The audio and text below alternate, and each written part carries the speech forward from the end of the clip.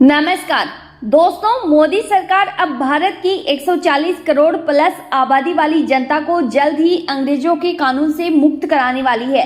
दरअसल दोस्तों, मानसून सत्र के आखिरी दिन लोकसभा में क्रिमिनल लॉ बदलने वाला विधेयक पेश किया गया।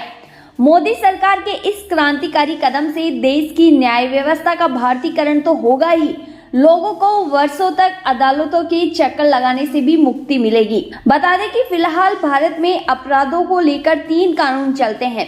पहला कानून है भारतीय दंड संहिता यानी आईपीसी, दूसरा कानून है दंड प्रक्रिया संहिता यानी आरपीसी और तीसरा कानून है भारतीय साक्ष्य अधिनियम यानी इंडियन एविडेंस एक्ट। आपने कई बार इन कानूनों के बारे में जरूर सुना होगा या पढ़ाई के दौरान इनको पढ़ा होगा। दरअसल ये सारे कानून अंग्रेजों के जमाने के हैं और 150 वर्षों से भी अधिक पुराने कानून हैं। मतलब भारत को 15 अगस्त 1947 को आजादी तो मिली, लेकिन इन अंग्रेजी कानूनों का राज आज भी भारत पर है, जो जल्द ही इन कानूनों से भी भारत को आजादी मिल जाएगी। बता दें कि केंद्र सरकार ने 11 अगस्त 2023 को संसद में नए कानूनों को लेकर आई थी, यानी प्रस्ताव पारित किया गया था।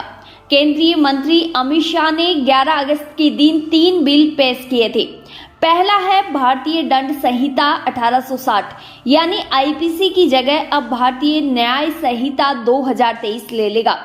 दूसरा है आपराधिक प्रक्रिया संहिता यानी सीआरपीसी की जगह अब भारतीय नागरिक संहिता 2023 ले लेगा। तीसरा बिल है भारतीय साक्ष्य विधेयक यानी इंडियन एविडेंस एक्ट की जगह अब भारतीय साक्ष्य बिल 2023 ले लेगा। कुल मिलाकर बात यह है दोस्तों कि अंग्रेजों के कानून अब आजादी के 76 साल बाद पूरी तरह से समाप्त हो जाएंगे और अब इनकी जगह अपने भारत के कानून यानी भारत के लोगों के हिसाब से बनाए गए कानून ले लेंगे। अब कानून भारत की जनता यानी आप पर ही लागू किए जाएंगे, इसलिए इन कानूनों को जानने और समझने की सबसे ज्यादा जरूरत है आपको। फिलहाल इन कानूनों को एक संसदीय कमेटी के पास समीक्षा के लिए भेजा गया है और कुछ बदलाव किए गए हैं। तो चलिए इन बदलावों को जान लेते हैं। अगर दोस्तों ये नए कानून भारत में लागू हो जाते हैं तो कई कानूनों की रूपरेखा बदल जाएगी।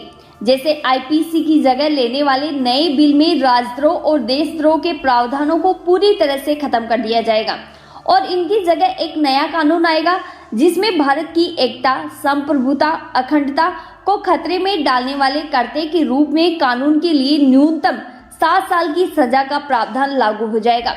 बता दें कि मौजूदा कानून में ये सजा केवल 3 वर्ष की है। वहीं आतंकवाद के खिलाफ नए कानून में मौत की सजा दी जाएगी। अगर लापरवाही की वजह से किसी व्यक्ति की मौत हो जाती है, इसकी सजा को 2 साल से बढ़ाकर अब 7 साल कर दिया गया है। नाबालिग से गैंगरेप के मामले में अब मौत की सजा का प्रावधान कर दिया गया है। वहीं 16 साल की कम उम्र की नाबालिग लड़की से रेप के लिए अलग कानून और सजा का प्रावधान होगा। ये सजा अब 20 साल की कर दी गई है। बता दें कि अब दाऊद इब्राहिम जैसे भगोड़े अपराधियों के खिलाफ ट्रायल यानी मुकदमा चल सकता है। आप हमारी वीडियो पर इन कानूनों की पूरी लिस्ट देख सकते हैं। सबसे खास बात यह है कि महिलाओं और बच्चों के खिलाफ होने वाले अपराधों पर इस बार विशेष ध्यान दिया गया है। वहीं गलत पहचान बताकर अगर कोई यौन संबंध बनाता है तो वह अब अपराध की श्रेणी में आएगा। अर्थात जो लोग धर्म बदलकर या नाम बदलकर अगर कोई व्यक्ति लड़की का शोषण करता है तो वह बचकर नहीं निकल सकता, अब वह सजा का भागी होगा। बता दें कि अमित शाह यानी मोदी सरकार ने बिलों को पेश करते हुए कहा कि पुराने कानूनों का फोकस ब्रिटिश प्रशासन को मजबूत करना और उसकी सुरक्षा करना था। 1860 से 2023 तक देश का क्रिमिनल जस्टिस सिस्टम ब्रिटिश कानूनों के हिसाब से था और नए कानूनों का उद्देश्य सजा नहीं बल्कि न्याय देना होगा। दोस्तों, हमें कमेंट कर जरूर बताइएगा कि ये नए कानून क्या भारतीय जनता यानी हमारे लिए सही है या गलत। और देखते रहिए निराली एक्सप्रेस न्यूज, जहां आपको सबसे अलग और सबसे अनोखी न्यूज देखने को मिलती है। साथ ही चैनल को सब्सक्राइब और वीडियो को लाइक करना ना भूलें। धन्यवाद।